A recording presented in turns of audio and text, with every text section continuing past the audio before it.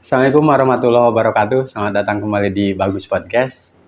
Edisi khusus Wakil Rakyat Bicara. Masih di Siap. Wakil Rakyat Bicara bersama Siap. Bang Abraham, anggota fraksi PDI Perjuangan DPRD Provinsi Banten. Bang, kita di segmen kedua ini kan Banten udah 25 tahun. Betul. Kemarin 4 tahun. Tapi ada beberapa berita negatif viral. Soal kekerasan di SMA 1 Cimarga. Betul. Kemudian juga oknum-oknum kaum muda Gen Z masih balapan liar, masih terjebak judi online. Ini gimana nih sebagai wakil rakyat Gen Z menyikapi fenomena kenakalan remaja di Banten ini? Iya, pastinya dari generasi sebelumnya, dari milenial, generasi X dan yang lainnya, kenakalan itu pasti ada.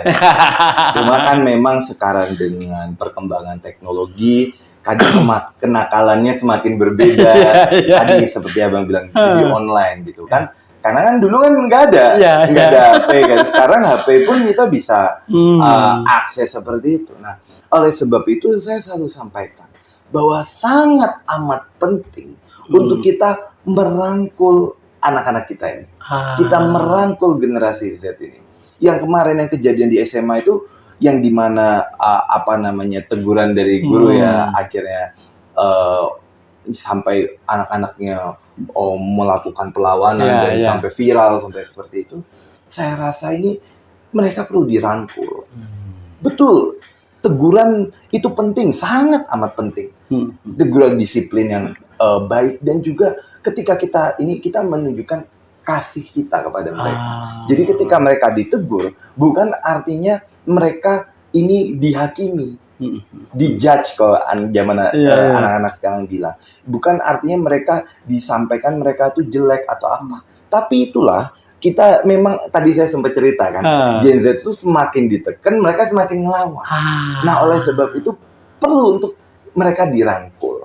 Mereka dirangkul tadi misalnya masalah balapan. Itu bagaimana yang menjadi hobi energi mereka tuh disalurkan dengan baik.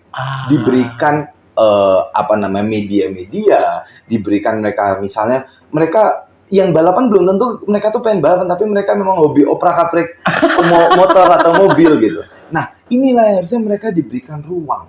Mereka diberikan kesempatan untuk berkreasi. Tadi misalnya tentang judi online, bagaimana pemerintah dari semua level dan dari semua elemen, dari semua OPD ataupun kementerian itu, bagaimana kita bisa hadir supaya judi online ini tidak berkembang. Bagaimana saya sendiri kan IT ya. Bagaimana kita mungkin menutup akses kepada judi-judi online itu. Memang seperti kadang kayak Hydra itu, satu kepala dipotong, duanya muncul. Tapi terus ketika kita melakukan tekanan-tekanan itu secara teknis dan juga sosialisasi dan sentuhan kepada anak-anak kita dari level muda ya, maksudnya bahkan dari kelas SD gitu, saya rasa insya Allah anak-anak muda ini energi mereka, penasaran mereka, kreasi mereka tuh bisa disalurkan ke yang lebih baik. Seperti itu. Artinya butuh kolaborasi nih pemerintah daerah, orang tua juga dan tentu perlu kasih tadi itu. Perlu kasih. Iya, ketika misalnya pemerintah memberikan media-media ruang mereka untuk bisa berkreasi, misalnya dari lomba ataupun dari pelatihan ini, dan orang tua memang dari rumah mereka bisa memeluk. Mungkin orang tua ada yang mereka juga harus kerja. Dan oleh sebab itu pemerintah hadir membantu mereka. Jadi walaupun orang tuanya mereka kerja, mereka kebutuhannya terpenuhi, mereka terus bisa hadir untuk anak-anak kita. Lalu juga misalnya seperti ada Puspaga, itu kan yang mereka untuk ketika mau sharing mau curhat. Nah, program-program seperti itu, media-media seperti itulah yang diharapkan juga bisa membantu anak-anak kita. Kayak gitu, Bapak. Siap. Tapi Bang, diskusi-diskusi kami dengan Komnas Perlindungan Anak dan Perempuan, beberapa kenakalan remaja yang usia SD, SMP sudah merokok, kemudian yang SMA mahasiswanya judi online, narkoba, ada ternyata dampak pengaruh buruk negatif dari media sosial. bagaimanapun upaya masih program pemerintah, kemudian stakeholder mencegah itu, nyatanya kenakalan-kenakalan itu entah mereka yang jadi korban atau jadi pelaku terjerumus sendiri ke kenakalan itu.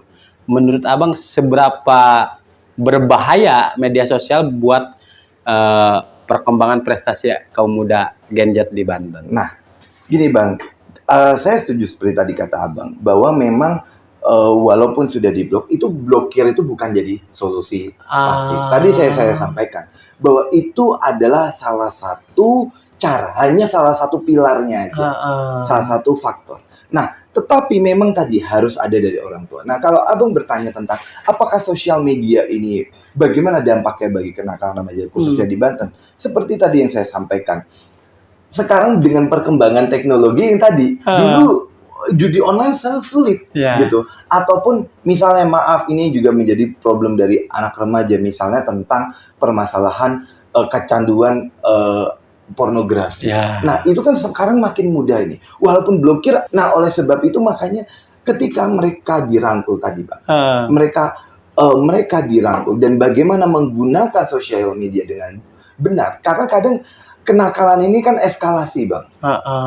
Escalation behavior. Jadi maksudnya apa? Begini, maksudnya contoh dari awal mereka nggak ngerokok, tapi karena apalagi mereka, kita kan manusia ini makhluk pattern. Jadi mereka kita lihat dari pattern dan juga kita social behavioral. Jadi kadang temennya ada yang mulai merokok, jadi ikut. Dan habis itu tadi eskalasi tadinya yang dari hanya ngerokok, jadi mohon maaf jadi kenal dengan narkoba dan lainnya. Oleh sebab itu tadi saya bilang kita harus dari level yang utama dulu kita selesaikan dari lingkungan keluarga, lalu dari usia dini. Bagaimana pemerintah juga hadir untuk keluarga sehingga para orang tua mereka bisa melindungi keluarga mereka. Dan kami paham, saya juga paham. Terkadang orang tua juga karena permasalahan ekonomi, mereka harus dua-duanya kerja dan sebagainya macam lainnya. Bahkan juga ada ibu-ibu tunggal. Nah, itu bagaimana pemerintah hadir untuk mereka dan juga orang tua bagaimana anak-anak kita bisa terlindungi. Dan kan orang tua nggak juga kadang anaknya sekolah. Nah, bagaimana guru itu juga menjadi orang tua. Ini dan bagaimana lingkungan mereka berada itu menjadi ruang yang hangat, ruang yang aman bagi mereka bertumbuh dan berkembang. Dan saya rasa ketika semua elemen ini hadir, terutama keluarga, juga dari guru, lingkungan pendidikan, lingkungan sosialnya juga dan lainnya, kita bisa meminimalisir dari angka kenakalan remaja ini. Seperti itu. Ini keren, tapi siapa masih ingin minta sudut pandang Bang Abraham? Di luar dari perkembangan medsos dengan dampak positif dan negatifnya, ada juga sisi-sisi yang sesungguhnya ini juga prestasi. Banyak ternyata pelajar, anak-anak SMK, anak-anak STM ketika ada isu korupsi, isu kebijakan pemerintah yang tidak dianggap pro rakyat, mereka turun ke jalan bersama mahasiswa. Cuma resikonya kadang-kadang mereka begitu mudah terpancing untuk melakukan anarkis. Sebagai rakyat Gen Z, gimana tuh melihat fenomena ini? Saya rasa anarkis ini itu pada dasarnya anak-anak ini ada anak-anak yang baik. Jadi saya rasa inilah makanya tadi saya penting. Mereka itu untuk dirangkul dari level awal. Maksud saya apa? Begini. Kalau akhirnya mereka direpresif untuk bilang, oh nggak boleh demo, nggak boleh ini. Akhirnya anak-anak Gen Z itu tadi semakin ditekan, mereka semakin melawan.